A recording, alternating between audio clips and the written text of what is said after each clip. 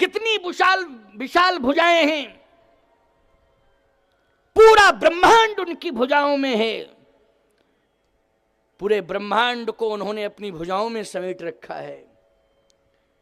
आपसे मेरी प्रार्थना है कि उनकी भुजाओं की शक्ति के बारे में टिप्पणी करने की कोई आवश्यकता नहीं है। अरे आपकी भुजा मैं जानती हूं कितनी ताकतवर है। श्री राम की भुजाएं छोड़िए, उनके छोटे भाई की भुजा में कितनी ताकत है, पहले यही समझ लो कितनी ताकत है। मंदोदरी बोली, रामानुज लघु रेख खिंचाई,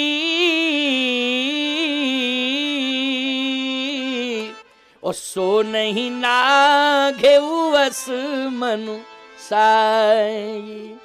उनके छोटे भाई लक्ष्मण ने नासिक पंचवटी में एक रेखा खींच दी थी अपने हाथ से। उनके छोटे भाई की भुजा ने एक रेखा खींच दी थी, तुम्हारी भुजा रेखा के अंदर नहीं जा पाई। यह है तुम्हारी बहादुरी। बात कितनी बढ़िया कही मंदोदरी ने, साधारण बात कही क्या। धन्य है मंदोदरी। लंका कांड से बोलो बहुत बड़ी शिक्षा मिल रही है कि नहीं मिल रही है। एक एक कांड साधारण नहीं है, हमारे जीवन में प्रेरणा देने वाला कांड है। लंका कांड को साधारण मत समझना। लेकिन बात यह है कि केवल झांझ मजीरा लेके बस अखंड रामायण कर लेते हो, ये परंपरा अच्छी है, मैं इसका समर्थन करता हूं, स्वागत करता हूं। लेकिन अखंड पारायण का पाठ करना जीवन में जरूरी है, लेकिन रामचरितमानस के मर्म को समझना बहुत जरूरी है। रामचरितमानस के मर्म को समझना बहुत जरूरी है।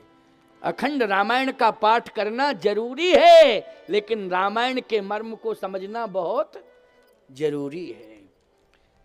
आज ये जो शिविर लगा हुआ है, ये जो कथा हो रही है, बोलो रामायण के मर्म को ही समझने के लिए। रामानुज लघु रेख खिंचाई, सो नहीं नाघेउ अस मनु साई। रामानुज लघु रेख खिंचाई, सो नहीं नाघेउ अस मनु साई। सो नहीं नाघेउ असु मनु साई। सो नहीं नाघेउ अस मनु साई। सो नहीं नाघेउ अस मनु साई। उस समय आपकी बहादुरी कहां गई थी, ये बताओ। रावण बोला, मंदोदरी मैं तो रेखा पार कर रहा था, फिर क्यों नहीं किए। उसमें करंट सिस्टम था, मैं जा रहा था अंदर, उसमें करंट सिस्टम था। जैसे ही मैं आगे बढ़ने लगा, करंट सिस्टम था, मुझे तेरी फोटो याद आ गई और मैं बैक हो गया। मंदोदरी बोली, फोटो देख के बैक हो गए, ओरिजिनल बोल रही हूं तब बैक क्यों नहीं हो रहे हो, बुद्धि खराब हो गई क्या। जब डायरेक्टर ही बोल रही हूं तो बैक हो जाओ, फोटो देख के बैक हो गए। केवल फोटो सामने आ गया, बोले तेरा फोटो आ गया सामने, में बैक हो गया। ओ हो गड़बड़ हो जाएगा, क्योंकि इसमें पावर है, करंट है। मंदोदरी ने कहा, एक बात और कहूं, तुम्हारी भुजाओं में ताकत थी तो जनक जी ने, सीता जी के पिता जनक ने धनुष भंग की घोषणा की थी कि जो शंकर के प्रचंड धनुष का खंडन करेगा, मैं अपनी बेटी का विवाह उसी के साथ कर दूंगा। और तुम्हारी भुजाओं में अगर ताकत थी तो गए तो थे जनकपुर में, धनुष क्यों नहीं तोड़ दिया। और धनुष तोड़ देते, चैलेंज से सीता जी को लाते। क्यों भाई, भुजाओं में ताकत थी तो भुजाएं क्या गिरवी रखी थी उस समय, साथ में नहीं थी, पास में नहीं थी भुजाएं। रावण बोला, उस समय मूड काम नहीं कर रहा था। देखो भाई, है ना, मूड काम नहीं कर रहा था। मंदोदरी ने कहा चोरी करने में मूड काम कर गया है, चोरी करने में मूड काम करता है, धनुष तोड़ने में मूड काम नहीं किया। संभल जाओ, सुधर जाओ, मेरे सुझाव को मान लो। अंत में अभिमानी रावण बोल पड़ा, निज भुज बल में बैर बढ़ावा। यह अभिमान बोल रहा है रावण का। निज भुज बल में बैर बढ़ावा, ओ दई हो उतर जुर पुचढ़ियावा। मेरी भुजाएं युद्ध करेंगी और राम के जितने भी सहयोगी होंगे इस लंका के सम्रांगण में मेरी भुजाएं उन सभी को न्यस्त नाबूद कर देंगी। मंदोदरी ने कहा आज के बाद उस बात नहीं करूंगी, अब आज के बाद बात नहीं करूंगी, बोलना मेरा व्यर्थ है, उचित नहीं है। क्यों? विनाश काले विपरीत बुद्धि। जिसका विनाश का समय आ जाता है उसकी बुद्धि विपरीत हो जाती है। इसलिए मैं समझ गई हूं कि लंका के विनाश का समय आ गया, लंका के विनाश का समय आ गया। अब लंका कांड होके ही रहेगा, अब लंका कांड रुकने वाला नहीं है। तो प्यारे, लंका का जो विशाल कांड, जहां रहा न कोकुल रोवन हारा।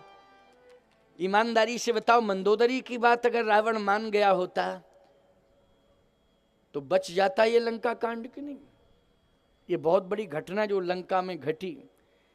एक और बढ़िया बात बता दें आपको, ये लंका कांड की अंतिम बात है, फिर उत्तर कांड की ओर बढ़ेंगे हम, ठीक है ना? उत्तर कांड, क्योंकि समय का तो ध्यान रखना पड़ेगा मुझे।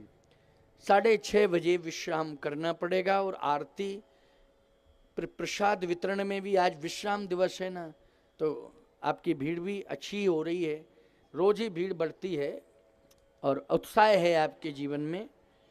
कथा सुनने के प्रति बहुत बड़ी लालसा है, उत्साह है। हम भी बहुत प्रसन्न हैं आपके इस भाव से।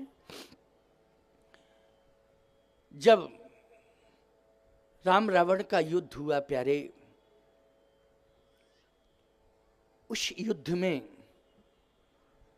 विभीषण जी ने जब मृत्यु का रहस्य बताया भगवान राम को, नाभ कुंड पीयूष वश याके नाथ जियत रावण बल ताके। तो जब मृत्यु का रहस्य विभीषण जी ने बताया कि नाभि में अमृत है और जब तक वो अमृत रहेगा इसकी मृत्यु नहीं होगी प्रभु, इसलिए पहले इसके अमृत को नष्ट किया जाए। इसका मतलब है कि इस मृत्यु के रहस्य को बताने वाला विभीषण है। भगवान ने 31वां बाण छोड़ा, वही अमृत कुंड को नष्ट करता है। छाणस सर 31 रघुनायक शायक चले मानहु काल फणीश। 31वां बाण जब चला तो सीधा नाभि कुंड में जाकर के प्रवेश करता है और उस नाभि कुंड में जो अमृत था उस फणीश ने उस अमृत का शोषण कर लिया। रावण कहां राम रन हतो पचारी कह के गिर पड़ा। अंत में उसने ये कहा है, कहां राम रन हतो पचारी, और कह करके रावण गिर गया। जैसे ही रावण गिरा, मंदोदरी के पास सूचना पहुंची कि तुम्हारे पति की मृत्यु हो गई। मंदोदरी ने कहा, ये तो मैं समझ रही थी कि मृत्यु सुनिश्चित है, लेकिन जरा मैं देखना चाहती हूं कि मृत्यु के बाद क्या हुआ। मैंने अपने पति का जीवित अवस्था का स्वरूप देखा है, लेकिन मृत्यु के बाद का क्या स्वरूप है ये मैं देखना चाहती हूं। दौड़ पड़ी मंदोदरी, दौड़ पड़ी, और जैसे मंदोदरी दौड़ के आई तो देख क्या रही है, माथा पकड़ के रो रही है, और देख क्या रही है, दुर्दशा रावण की हो रही। काक कंक ले भुजा उड़ाही। कौआ जो है रावण की भुजा ले जा रहा है। ये रामायण का प्रमाण है, देखो लंका कांड का। मंदोदरी देख रही है ये। काक कंक ले भुजा उड़ाही, एक तेक छीन ले खाही। एक कौआ रावण की भुजा ले गया, दूसरा कौआ उस कौए से भुजा छीनता है, ले जाता है, फिर वो वापस आता है। इस तरह से बोलो, ये दृश्य किसने देखा? मृत्यु के बाद का मंदोदरी ने देखा। मैं कहता हूं, ये तो मैंने सुना है कि एक ऐसी अज्ञात लाश पड़ी थी जिसको गीधड़, कुत्ते और कौवे खा रहे थे। एकांत में ऐसी लाश पड़ी थी, लेकिन एकांत में वो रावण की लाश नहीं थी। बोलो थी क्या एकांत में? 33 करोड़ देवता देख रहे थे।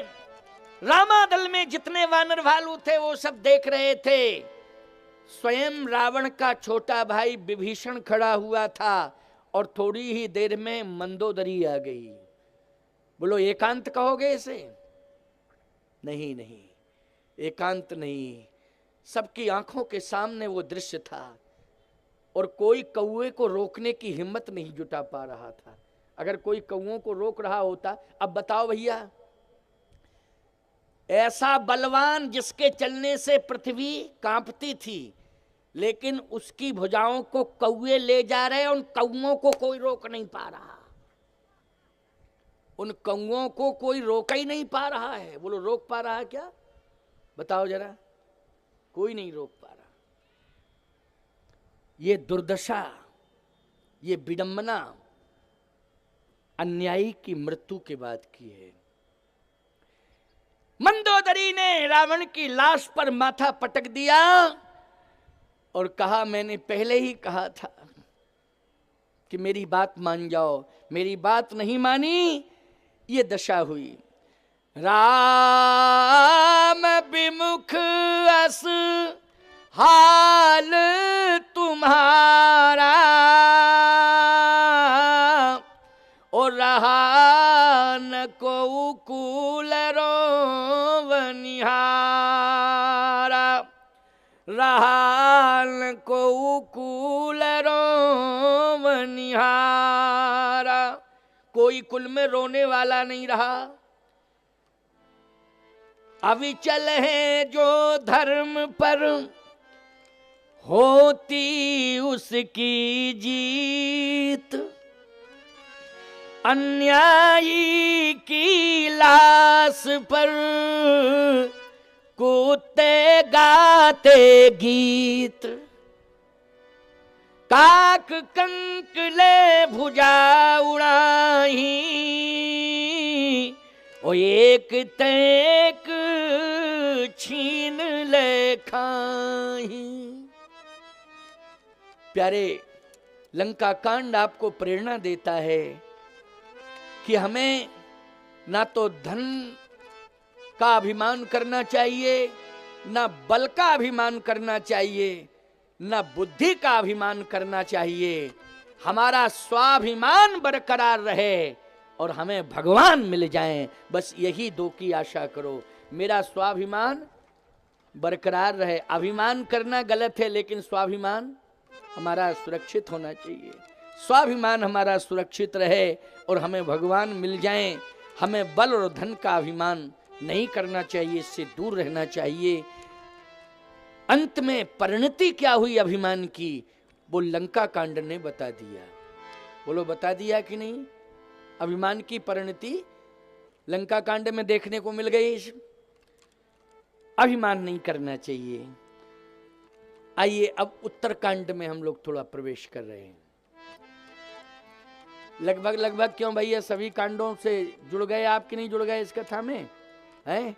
नहीं तो ये होता कि और कांड तो बहुत रह गए, लेकिन विस्तार फिर भविष्य में करूंगा। एक एक कांड की कथा का विस्तार बहुत अच्छे ढंग से होगा। भविष्य में फिर आएंगे ठाकुर जी की कृपा से,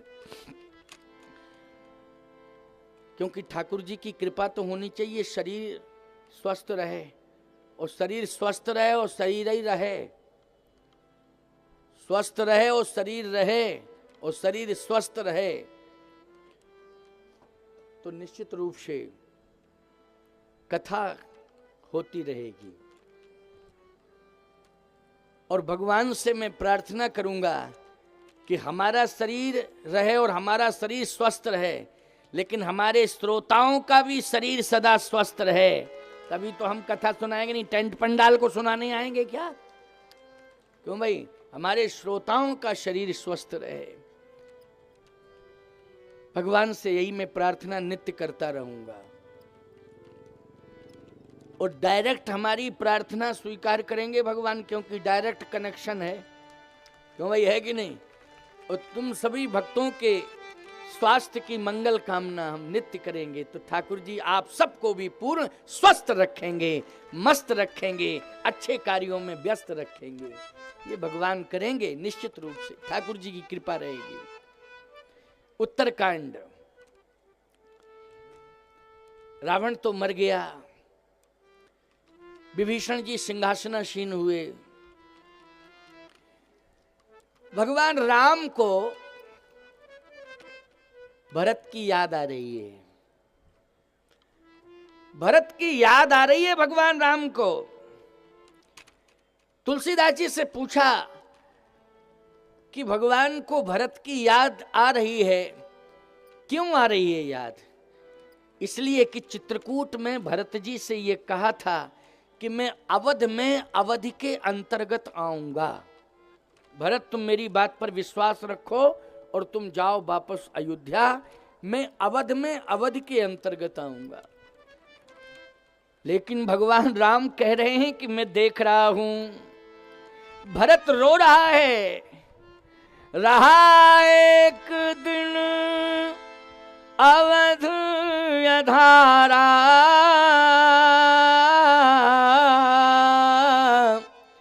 समझत मन दुख भयउ अपारा, कारण कवन नाथ नहीं आयु, जान कुटिल की धोमोए बिसरायु, कपटी कुटिल मोहे प्रभु चीन्हा, ताते नाथ संग नहीं लीना।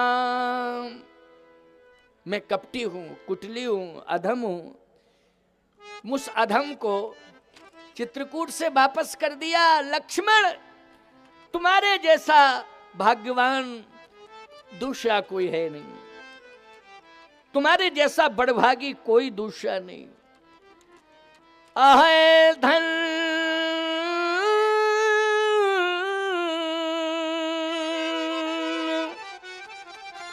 लक्ष्मण बड़भागी, राम पदार बिंद अनुरागी। अहे धन्य लक्ष्मण बड़भागी। लक्ष्मण तुम बड़भागी हो। भरत जी कहते मैं अभागी हूं। भगवान देख रहे हैं इस दृश्य को। संसार में क्या हो रहा है ईश्वर देख रहा है। क्यों भाई? ईश्वर तुम्हें दिखाई नहीं दे रहा है, लेकिन तुम क्या कर रहे हो ईश्वर देख रहा है। संसार की नजरों से तुम छिप सकते हो, अपने को छिपा सकते हो, लेकिन परमात्मा की नजरों से क्या तुम छिप सकते हो? नहीं, वो सब देख रहा है। कौन क्या कर रहा है?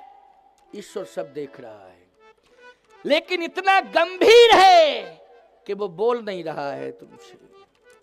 वो गंभीर है। वो कहता है कि अभी तुम अपने मन का काम करो, जब मेरी अदालत में आओगे तब पाई पाई से हिसाब लूंगा। समझ गए हो कि नहीं? वो गंभीर है, समुद्र से भी ज्यादा गंभीर है। समुद्र में कितनी गहराई है इसका भी मापदंड नहीं है कोई, लेकिन शायद कोई समुद्र की गहराई को माप सकता है, लेकिन परमात्मा कितना गंभीर है इस मापदंड को कोई लेकर के नहीं जा सकता ईश्वर के पास, ना उसकी गंभीरता की गहराई को माप सकता है। ईश्वर कितना गहरा है, गंभीर है, कितना गंभीर है। आज भरत जी को देख लिया, भरत तो बेचैन हो रहा है। भगवान भी यहां आंखों में आंसू भर के कहने लगे। तुलसीदास जी ने लिखा, बीते अवध जाऊं जो तुझियत न पावहु वीर, सुमिरत अनुज प्रीति प्रभु, पुनि पुनि पुलक शरीर। पुनि पुनि पुलक शरीर। राम जी कह रहे हैं कि यदि अवध में, अवध के उपरांत पहुंचूंगा तो अपने भरत भाई को जीवित नहीं पाऊंगा। अब क्या करूं? सोच ही रहे थे, तब तक हनुमान जी आ गए। जैसे हनुमान जी आए, हनुमान जी ने कहा, प्रभु आप रो क्यों रहे हैं? अब रावण तो मर ही गया, बच कौन गया बता दो तो उसको भी हम निपटा दें। भाई रावण तो मर गया, अब कौन बच गया? भगवान राम ने कहा, नहीं नहीं हनुमान, रावण मर गया है। रावण के कर्मों ने उसे मार दिया। किसने मार दिया? कर्मों ने। लेकिन अगर रावण मर गया, लंका में, अयोध्या में मेरा भाई भरत मर गया, तो फिर क्या तुलना होगी? कि देखो परिणाम सामने आ गया कि रावण को मारा, उधर भाई मर गया। ये बदनामी किसके हाथ में लगेगी बोलो? हनुमान जी ने कहा, मेरी समझ में एक बात नहीं आ रही है कि काल हिम्मत कैसे जुटा रहा है कि भरत जी को मारने के लिए जा रहा है। हे प्रभु, लक्ष्मण के ऊपर भी प्राणघातक हमला हुआ था, इसी लंका में हुआ था। आपने भी ये कह दिया था कि जय हो अवध कवन मोहि लाही, नारी हेतु प्रिय बंधु गमाई। आपने ये कहा था, उदास हो गए थे आप, लेकिन मैंने आपको सांत्वना दी थी, और केवल सांत्वना ही नहीं दी थी। सुखैन वैद्य ने जो उपाय बताया था, जिस औषधि के बारे में मैं समय से वो औषधि लाया था, वो संजीवनी लाया था, और लक्ष्मण जी को जीवंत मिला था कि नहीं? आप मेरे ऊपर विश्वास करें, कोई वैद्य ऐसा बता दो जिसको लेके हम पहुंच जाएं, और वो वैद्य औषधि बता दे जिस औषधि से भरत के प्राण रक्षा हो। आप बताइए। तो भगवान राम ने कहा, यही तो मुश्किल है। लक्ष्मण के पास संजीवनी बूटी आई, और संजीवनी बूटी ने लक्ष्मण को जीवंत दे दिया। लेकिन भरत के पास अगर संजीवनी पहुंच जाएगी तो शायद वो दुर्नागित पर्वत पर रहने वाली संजीवनी भरत को जीवंत नहीं दे सकती। फिर भरत को जीवित करने के दो ही उपाय हैं, या तो भरत के सामने राम पहुंच जाएं तो भरत जीवित हो सकते हैं, अथवा राम कथा रूपी संजीवनी पहुंच जाए। राम कथा रूपी संजीवनी पहुंच जाए। हनुमान जी ने कहा, हमारे पास दोनों हैं, राम भी हैं और राम कथा भी है। क्यों भैया, ये बात सही है कि नहीं? राम भी है हनुमान जी के पास, और राम कथा भी है। और एक बात बताएं प्रभु, या तो हम आप ही को ले चलें डायरेक्ट, और नहीं तो जो प्राइवेट व्यवस्था में आप हैं मेरे अंदर क्यों भाई, सही बताओ, हनुमान जी के अंदर हृदय में कौन बैठे हुए हैं? आपने कहा राम। बैठे हैं कि नहीं बैठे हैं? तो हृदय में राम, और हृदय में ही राम कथा। बोलो, है राम कथा कि नहीं? हृदय में ही राम कथा है, हृदय में ही राम है। हनुमान जी ने कहा, या तो आप चले चलो, नहीं, मेरे पास जो स्पेशल व्यवस्था है उसी का मैं प्रयोग करूंगा। आप तो ये बताओ, आप चल रहे हो कि हमें भेज रहे हो? भगवान ने कहा ऐसा है हनुमान, तुम जब जाओगे तो मुझे लेकर के ही तो जाओगे। हाँ, आपको लेके जाऊंगा। ज्यादा से ज्यादा सीता को लेके जाओगे तो राम सीता बैठे हृदय में, लेकिन लक्ष्मण? तो भरत ये प्रश्न करेगा ना, मुझसे ही प्रश्न करेगा कि लक्ष्मण कहाँ है, तो मैं यही कहूंगा कि पीछे आ रहा है, पीछे आ रहा है। तो भरत जी यही कहेंगे कि साथ में ले गए थे लेकिन छोड़ के चले आए आप। साथ में जब अयोध्या से ले गए थे तो अयोध्या में साथ में ही लेके आना चाहिए था। अयोध्या के लोग भी प्रश्न खड़ा कर सकते हैं, मां कौशल्या भी पूछ सकती हैं, हे हनुमान, सत्य तो यह है कि भरत अगर मुझे नहीं प्राप्त करेगा, लक्ष्मण को नहीं देखेगा, सीता को नहीं देखेगा, तो कुछ भी डिसीजन ले सकता है। तो तीनों एक साथ कैसे जा सकते हैं, इसके लिए क्या व्यवस्था है? हनुमान जी ने कहा इसके लिए व्यवस्था है विमान, पुष्पक विमान। तीनों चले जाएंगे, वो जितने हैं वे सब चले जाएंगे, कोई दिक्कत, कोई रह ही नहीं जाएगा। पुष्पक विमान। तो कहा पुष्पक विमान बुलाओ। पुष्पक विमान आया साहब, तो पुष्पक विमान में राम, लक्ष्मण और जानकी तीनों तो बैठे ही, लेकिन जितने बंदर भालू थे, बोलो वो सब बैठ गए कि नहीं बैठ गए? पुष्पक विमान इतना बड़ा, एक सज्जन बोले महाराज इतना बड़ा था पुष्पक विमान? अरे पुष्पक विमान तो इतना बड़ा था कि उसमें बढ़ने की क्षमता थी, पूरी बंबई बैठ जाए फिर एक सीट खाली। हाँ, पूरा महाराष्ट्र बैठ जाए एक सीट खाली, पूरा भारत बैठ जाए एक सीट खाली, पूरा विश्व बैठ जाए एक सीट खाली। बढ़ता रहता था पुष्पक विमान। क्यों? एक सज्जन बोले महाराज इतना क्षेत्रफल कैसे? हमने कहा जब रहने वाले लोग अंदर जा रहे हैं तो जगह खाली हो गई पीछे। क्यों भाई? जगह पीछे खाली, जब सब रहने वाले लोग जब विमान में अंदर आ रहे हैं तो जगह खाली, विमान को जगह मिल रही है बढ़ने के लिए, विमान बढ़ता रहता था, ये उसमें क्षमता थी, ये वरदान प्राप्त था पुष्पक विमान को। हनुमान जी ने कहा कि अब विमान आ गया है, सभी बैठ गए, बानर भालू भी बैठे, अब क्या दिक्कत है? भगवान बोले लेकिन विमान से तो चलो, कहो कि ये चले। विमान से हनुमान जी ने कहा कि अब विलंब नहीं करो, जल्दी चलो। पुष्पक विमान चला। जैसे पुष्पक विमान चला साहब, प्रयागराज में पुष्पक विमान पहुंचा, और जैसे प्रयाग में पुष्पक विमान पहुंचा तो भगवान राम ने कहा हनुमान इधर आओ, जिस गति से ये विमान चल रहा है, समय से ये विमान मुझे अयोध्या नहीं पहुंचाएगा। उस समय से यदि ये विमान अयोध्या नहीं पहुंचाएगा तो निश्चित रूप से भरत के प्राण नहीं बचेंगे। अब क्या होना चाहिए? हनुमान जी ने कहा विमान नहीं पहुंचाएगा लेकिन हनुमान तो पहुंचाएगा। आप बैठिए हनुमान जी के कंधे पर, अभी ले जाता हूं। हनुमान जी में ये क्षमता है कि एक कंधे, एक साइड में श्री राम जी, दूसरी तरफ श्री जानकी जी भी बैठ जाती, और लक्ष्मण जी की पूंछ बड़ी मजबूत है। लक्ष्मण जी तो क्यों भैया पूंछ ही का सहारा ले लेते, कोई दिक्कत नहीं। लेकिन जितने बानर भालू हैं वो बोले हम लोग कहां जाएंगे?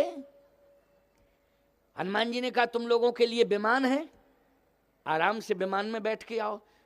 बंदरों ने कहा देखो हम विमान में विमान के भरोसे नहीं बैठे थे, विमान में भगवान के भरोसे बैठे थे, और जिस विमान से भगवान निकल जाएं वो विमान अयोध्या जाएगा कि कंधार? क्यों भैया? पता नहीं, उसका ठिकाना नहीं कि किधर चला जाए है? विमान भी चल रहा है तो भगवान के भरोसे चल रहा है। बोलो भाई, तुम्हारा वाहन भी चल रहा है तो ड्राइवर के भरोसे नहीं चल रहा है, किसके भरोसे चल रहा है? बोलो, भगवान के भरोसे चल रहा है। तुम कहो महाराज ड्राइवर बहुत होशियार है, अरे तुम्हारा ड्राइवर होशियार है और सामने वाले का ना हुआ होशियार तो क्या करोगे? तुम कहाँ जाओगे? बोलो भाई, वो उसका लक्ष्य ही कुछ बन जाए अथवा वो मूर्खता का परिचय दे दे तो आखिर तुम कहाँ जाओगे? इसलिए होशियारी मत बताना, ना वाहन पे भरोसा करना, ना ड्राइवर पे भरोसा करना, ना सड़क पर भरोसा करना, भगवान पर भरोसा करना कि भगवान के सहारे हम चल रहे हैं। और जाको राखे साइया मार सके न कोई, बाल न बांका कर सके चाहे जो जग बैरी होए। इसलिए भगवान के भरोसे घर चलाओ, भगवान के भरोसे वाहन चलाओ और भगवान के भरोसे ही व्यापार चलाओ प्यारे। भगवान पर भरोसा करो। ईश्वर की सत्ता विलक्षण सत्ता है, ईश्वर की सत्ता ताकतवर सत्ता है, सामर्थ्य है उसमें। इसलिए समर्थ प्रभु राम की शरण में रहो, उन पर विश्वास करो और निश्चिंत होकर के रहो। चिंता करने की कोई जरूरत